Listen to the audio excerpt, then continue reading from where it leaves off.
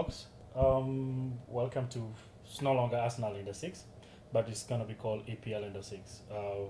We're transitioning more into English Premier League, not more Arsenal. We started as an Arsenal-oriented kind of a podcast, but as of now, we're going into Arsenal. EPL in the six, like English Premier League in the sixth round, basically. So today we'll be talking about the transfer news and the upcoming season. What do we have in the markets? What we have for our players, the players coming in, the players going outside. And today, one of my hosts today is I'm not gonna say anything about himself, but he's gonna be introducing himself. It's one of the prominent Spurs fans, Tottenham Spurs fan. He's been like English Premier League fan for quite a while time now. And if you remember some of our clips in Hong Kong the other week, I was together with him. It was my favorite one in Hong Kong. Then all of a sudden we came together again here. And he's going to be going back, so he's going to be marketing from Hong Kong. And that's really why I appreciate his presence here. So today joining me, it's him, the only one and the only one Right. called... Go ahead. So, hello, welcome back to the production of EPL 6, and I'm glad to join Arnie. I'm coming by at Canada and for a few days, and I'm joining with the podcast. And and my name is Samuel. If you don't remember me, I was shooting videos with Arnie with the Arsenal Spurs game back in Hong Kong Kai Tak Stadium. So, well, I believe today we're going to be working on the transfer news and what's the predictions of what's going to happen next season. Yeah, no, definitely. That's what we're looking into. We will looking into the transfer news and we'll try predicting about the upcoming Premier League games and the season itself. We're trying to look into the most teams that are going to be, like dominant and trying to come over, trying to win Premier League. Basically, we'll be looking into top four or maybe top six. Nowadays, we have top six, right? So it's going to be like top four and top six. What they have in their squad and how they're going to approach Premier League. So basically, that's what we're going to be talking about. Yeah. So tell the audience what you're expecting. Oh, I mean, in terms of the Premier League expectations, so last year was Liverpool was one of we did interview some Liverpool supporters, and I can tell they're incredibly confident. See what the collapse of Man City last year, and now Liverpool is clearly dominating in the Premier League last year, and I do believe they're most likely going to win the league. I mean, I know they lost Diogo Jota, sorry, rest in peace, and he will be remembered. But they have a lot of these new boys, and Arne's thought is really going into this team. They're really buying a lot of players. Ritz, they're what was it they got? They're gonna try to get Isaac, I believe. Yeah. They're trying to get Isaac. Isaac, yeah. So, I think Wits is probably the biggest signing of the window because definitely. Yeah, Florian Wirtz is the biggest signing, like we say. He costs probably 140 million, which is really like a lot of money to spend on such kind of a player. And and again, he's just like an attacking, midfielder. striker. From Leverkusen, I guess. Ten Hag is losing a lot of players from Leverkusen. I feel bad for my friend who's a Leverkusen fan. So, and then maybe Ten Hag's Leverkusen is probably going to take out Man United's these old Onanas. They're probably gonna go as well because they're not good enough. I'm being frank, but going back to Liverpool itself, it's I think they're probably most likely gonna win the league because I know Man City has signed is it Kirky or something?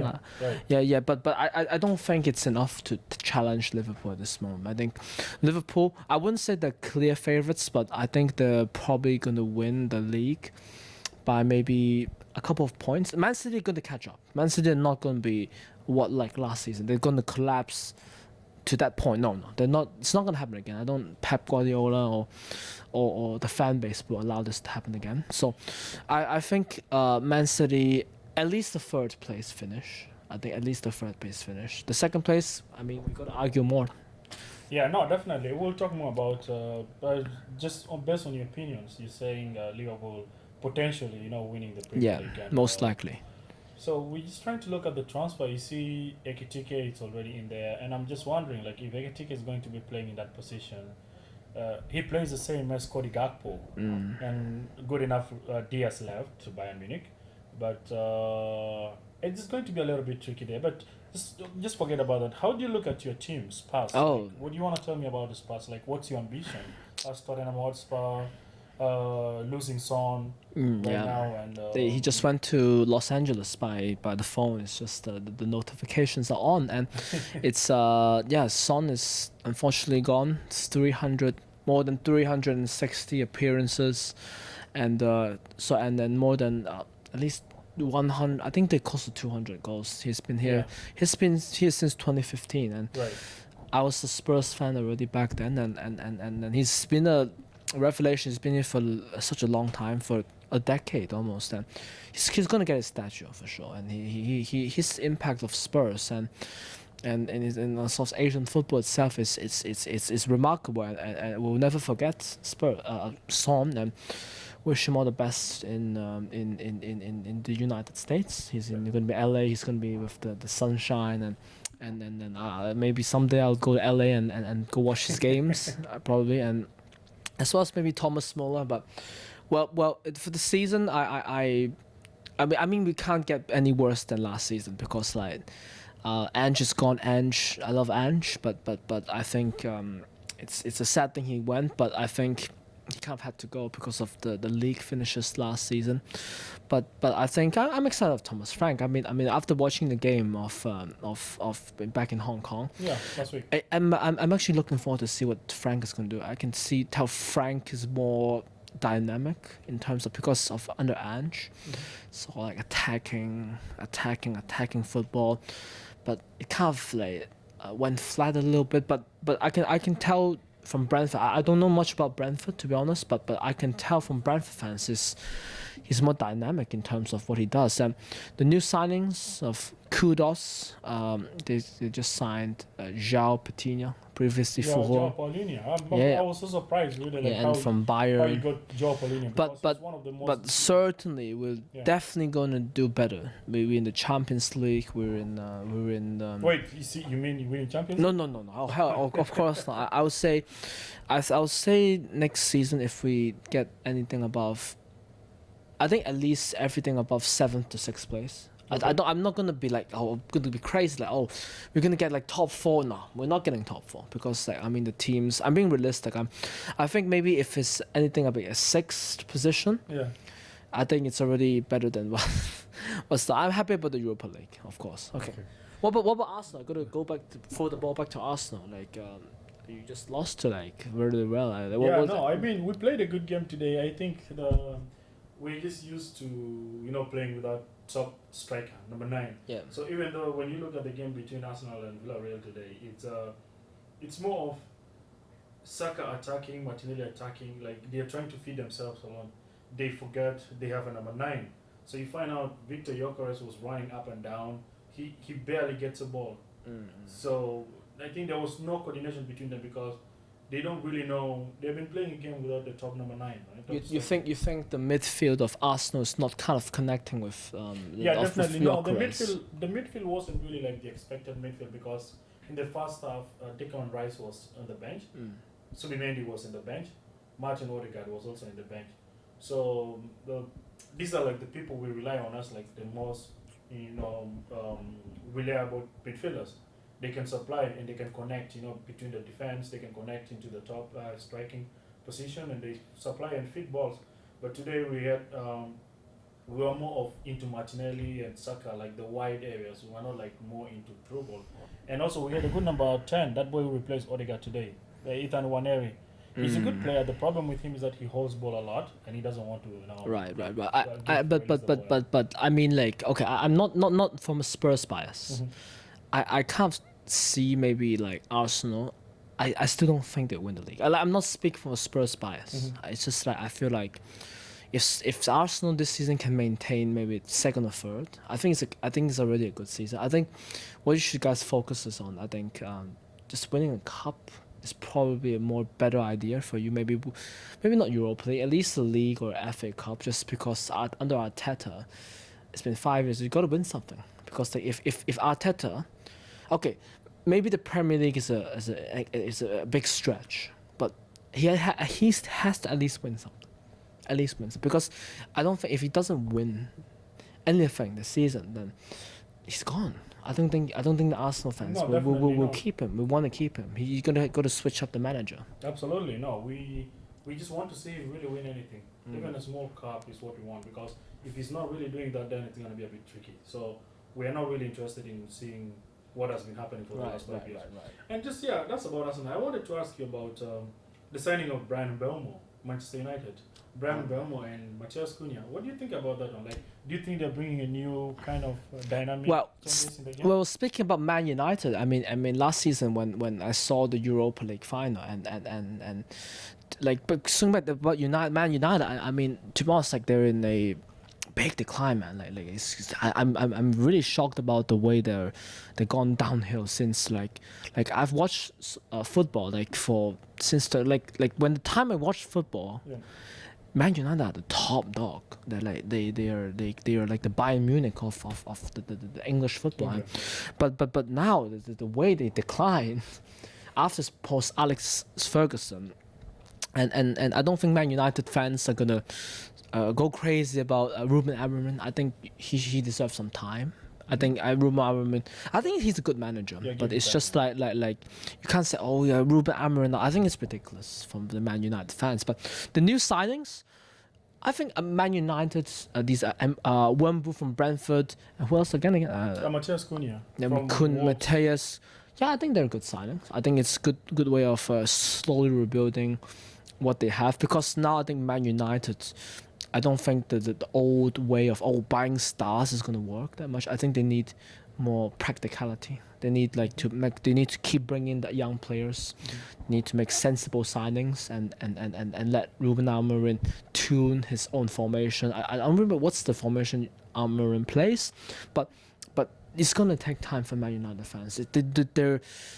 He needs. I think Man United, if they want to get back to at least a league challenging position, well, they're far off. Let's be honest. Spurs are far off, but Man United, even more far off. I think if they, no offense to Man United fans, they got a long way to climb back up before they challenge. And speaking of that, they are about to. I see Benjamin Sesko today agreeing personal terms with Man United. I don't know. I don't from Fabrizio Romano. They called off the deal because I remember he's not going to Newcastle. I think the deal is off for Newcastle. So he said he accepted the deal with Manchester United. But is it Man United's? I'm not a shit on Man United too much, but I feel like it's a career grave, bro. It's like I don't know what's happening with the atmosphere in that club. It's like whoever goes there, like they're going down the sink. Yeah, there's a decline always. It's like these players, they're good players. Yeah. Once they leave Man United, they suddenly become look at Rashford. Look at McTominay. Right. Bro, if they just left Man United, I think it's not just the signing itself, it's the culture of the club, of Man United. It's got to change. Since in culture-wise, they're far off. They're really, really far off from challenging anything at this point. But they're not going to do any worse. That's for sure. The fans won't allow it. But I think if Man United can finish anything above 7 or 8, from where they were at last, I think it's a big improvement, to be honest. They won't lose games like us, like Spurs last season, but they'll improve for sure. But till the challenging of the league or even the Champions League, no, I don't see them doing any time. So maybe they need some time. 5 years, I'll say 4 years at least. Good. And that's amazing. I mean, about Manchester United. Let's look at the biggest, the team with many players, Chelsea Football Club. What do you think about Chelsea today? By the way, last night they completed the signing of Estevao. I mean, people like to. I mean, I'm a Spurs fan. I don't like Chelsea, but I mean, people are like clowning on them on terms of like the investment. But actually, I feel like the young players that from Maresca's actually doing is they going for something. They're a dangerous team. They're a dark horse next season. Like they won the Club World Cup. They're kind of world champions, but let's not like underestimate them. I think they're able to. I would say go even challenge Arsenal in terms of like a league position. I think Chelsea are going for challenge for a top 3 position next season. Not win the league. I don't think they'll win the league, but they're definitely going for we got to watch out them because Maresca, he's building a good side. You can clown on them spending so much money on the players, but they're going. They have a clear direction of where they're going, and we gotta look out for that team. Yeah, Be careful. Yeah, I've been having this small problem. It's not a problem, but I would say like a small understanding. I wanted to understand. Chelsea signed Joe Pedro to play number 9, and also Liam Delap from Ipswich, 30 million to play number 9. So both of these two players, what do you think would be like the starter, like the regular starter for Chelsea, given that they this boy Jackson is not in the list. I think he's probably gonna leave the club. Yeah, he's probably leaving. I don't think. Okay, Nkunku is a flop, Yeah. obviously, and Jackson, he's not a bad player, but I don't think he's a starter for Chelsea. But I actually I know Liam Delap is a good player, but I don't think he's Chelsea standard. I don't think he's at that level of being. I mean, honestly, I think he should gone like I think Chelsea should have gone Gyökeres instead of like Lind. I don't think Delap is at the level. Just he's a good player. He's a good prospect. Yeah. But whether if he's like the perfect goal machine, like a Cole Palmer level, I don't think it's that level just yet. But I think he'll get there. But whether if he's like a ready-made terminator, but we gotta say he could be amazing. But I'm not sure if he's the first choice Chelsea level striker. Just yet. I don't think it's that level. So we're just talking yet. about Joe Pedro here to be the main leading. Yeah, I think João Pedro is probably more ready Yeah. to be a Chelsea starter. Okay. I think João Pedro is a good player. I mean, I remember he first came to Watford, and now the way he's growing, he went to Brighton. He's growing a lot. I'm having a good impression of I mean, he's a João good player. Pedro. Joe Pedro is a good player. I remember when he was playing for Watford, and I remember the game they won against Manchester United 3-0 or something. Yeah. And he scored like 2 goals. Well, man, Brighton, Brighton. a very very well won club, and then like, bro, this Premier League season, man, it's a wild battle. It's a wild battle.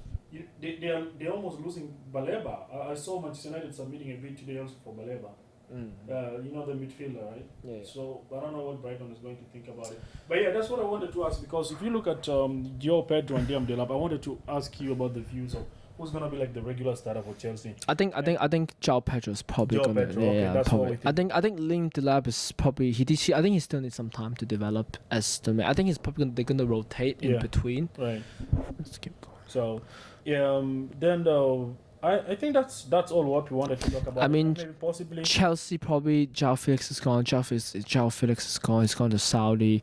Mhm. Liverpool, I almost forgot about it. Just to go back, I think Darwin Núñez is gonna leave, and I think Do you think Darwin Núñez going to Saudi it's a good choice, or he should find a space within, like going to Bundesliga? I mean, money talks at the end of the day. I believe Saudi is probably giving a lot of money.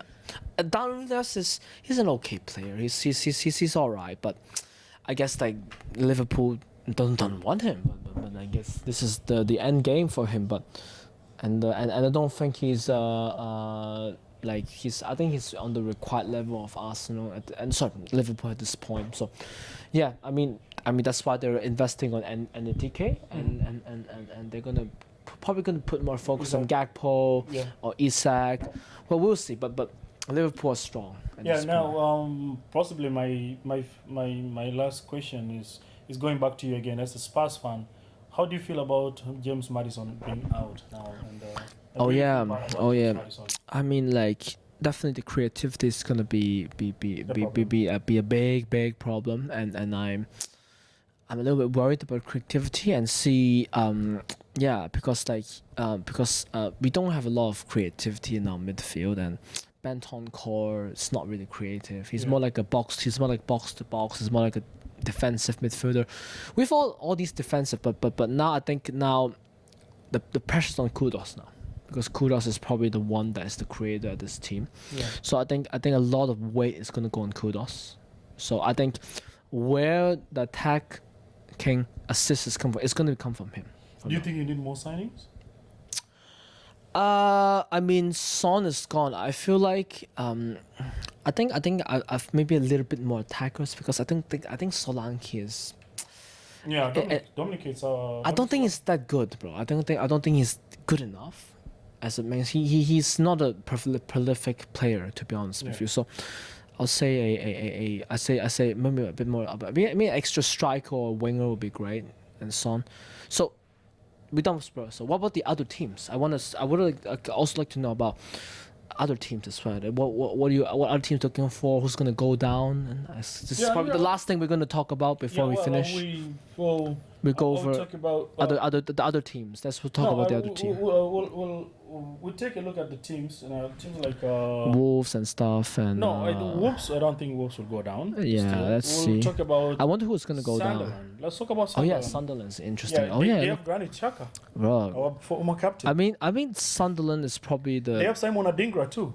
Let's see who Sunderland signed. They have They have Xhaka. Diarra, They have Enzo Lee. Diarra. Oh, they've got someone from Roma. You know what? Like about Sunderland, about those teams. I think Sunderland. I don't know, man. It's quite tough because I feel like those teams have invested. I think who's gonna go back down? I think Burnley gonna go back down. I don't think Burnley are gonna stay up. Burnley. I think Sunderland might scrape survival. And Leeds United. yeah. I don't think Leeds are good. Leeds are not that strong. Let's see who Leeds got. They got okay, Sean Longstaff, but Lucas Ek and Cham. Yeah, it's Goodmanson. I don't think the team is strong enough to stay up. Yeah, for Forest are good. Forest are a good side. They blocked Morgan Gibbs-White from leaving I was so Spurs. happy. I was so happy when Morgan Gibbs-White. Okay, maybe another team I don't know, but okay, so we'll settle with maybe like Burnley or Leeds will probably go back down because they probably got a pretty weak squad. I can't really predict for the third relegation fight. Yeah, no, definitely. I would go with Burnley and Leeds. But the other team, we've got to wait and see about the third Yeah, but again, team. you know, it's still the beginning. You never know. You never know what's gonna happen. So we still have Wolves. You can't predict. Yeah. They relied on Matthias Cunha. Yeah. And now Matthias Cunha left. Then the other one, Ed Nouri joined City. Yeah. Ed Nouri joined Manchester City. Yeah. So he did join. they lost like the main players. Yeah. So anyway. Final thing. Go So we talk about the big six all the time. So what would be a because every year there's always a surprise team about it. Maybe last year was in Brighton, there was a Nottingham Forest. So what would be the surprising standout team outside the top six, the generic top six? Well, which one would you think is a surprise package? I would go Aston Villa again. Aston Villa again. I would go Aston Villa again. Yeah. If there's gonna be a minimal chance coming in, Nottingham. Yeah, true. Because I won't count Brentford. Brentford can be there. No, Brighton can be there. Fulham can be there. So I would be more lenient towards Aston Villa. Yeah. Because they didn't lose anybody at all. I don't think they did. I think the most prominent is probably Emi Martinez. Yeah, and it's not a problem to lose Emi Martinez. I know, like Emi Martinez was more of like leader. The leadership style. Yeah, he has leadership in it, and good goalkeeper. He's a good goalkeeper, but I don't see them losing because I was only scared of Morgan Rogers. Morgan If Rogers Rogers is still there, then I would still count Aston Villa. So I don't see anybody coming. Yeah, maybe for me, Aston Villa still it's probably either Newcastle again, or I think Newcastle. Definitely Newcastle's gonna be there. Yeah, Newcastle. Yeah, I would say Newcastle. I forgot about it, but Newcastle's gonna be there. Yeah, or Villa's gonna be there. Yeah, but Villa too. Yeah, Villa too. Yeah, Forest. I'm not really sure about it. They came and that was it. But okay, so I guess we're gonna round it up at this point. yeah, no, definitely. Like I said, Sam, it's always pleasure. Of course, man. Like, thank you for having me, and thank you, Mr. Arnie, for having me. And I'll see you guys again. I guess maybe on the Zoom calls, because I'm gonna be out of the country again. Yeah, Sam is gonna be out of the country, and Sam is going to go back to Hong Kong. My lovely place. So. I would say he's going to be appearing on some Zoom calls. We'll be having all these kind of interviews, and maybe we'll be having post-match analysis and pre-match analysis, and also the VAR controversies is the most important thing that we need to discuss in football nowadays, because since the VAR came in, we've been having a lot of problems, chaos, not human error, computer error, technology error, whatever thing they call it. Right? So we just wanted to really look into that and see the VAR controversies and how it impacts, some games, some teams. Like if you look at Aston Villa and Manchester United, Aston Villa didn't make it to Champions League just because of that minor error. It was supposed to be a goal, but they denied. Oh, speaking about errors, Yeah. So I feel bad for Crystal Palace. I almost forgot about touch on Crystal Palace. Mm-hmm. I feel like the way they demoted to the conference league is so harsh. Oh yeah, I almost forgot about Palace, who won the FA Cup last year, and Yeah, can you believe that? Yeah. But Yeah. but when FA Cup, so it's supposed to be this Sunday, right? They are playing Community Shield. yeah, I feel bad With for them. Liverpool. They're They're playing, playing Liverpool. Yeah, On yeah, Sunday, but Community Shield Cup. so okay, so to wrap this up, and then I guess league win. Who will win the league? Final prediction. I guess maybe. I won't say anything because I would say as an Arsenal fan, I would. I'm gonna go for Liverpool for now because they look strong. Top three, I would say probably Arsenal probably gonna be in top three, maybe Chelsea third. That's probably my prediction. How about City? City probably gonna be fourth. I don't think they're that strong just yet. And Spurs will probably finish. I would say if they finish like seventh or sixth, I think there will be a big improvement last season. For the people who go down, probably for now we're gonna go with Burnley and Leeds. The third place I'm not sure. I can't say. It's too early to tell. So, yeah, that's probably my end prediction right here. Okay, cool, thanks. I won't say anything because, like I said, an Arsenal fan always won't give up. We'll give it a try and see what's going to happen between us and Liverpool. I know City might come in. Anyway, for you folks, it was nice catching up with you and being always live on this television, on this podcast. We're so happy. And like I said, if you haven't subscribed yet, please subscribe. The content was Arsenal based, but for now, it's going to be EPL based, English Premier League. And whatever thing you see on the YouTube, on Instagram, TikTok, the name's going to switch to English Premier League in the 6. Not going to be Arsenal in the 6 anymore. So if you haven't subscribed yet, please kindly do so for more content. And we're going to have so many people, so many of our whole guests in our shows, either be on Zoom or it's gonna be in person, and depending on the availability of all. So Right. thank you so much. Thank you. Tune in, watch on the video, subscribe, and listen for more content coming up down there. And I also, as always, I appreciate No worries, man. Thank you so much. Subscribe to EPL 6. Yeah, EPL in the 6. English Premier League, basically, in the 6. Okay. In Toronto. Okay. Yeah. So have a good day, have a good night, have good health, and good luck. Take care. Yeah. Thank you so much.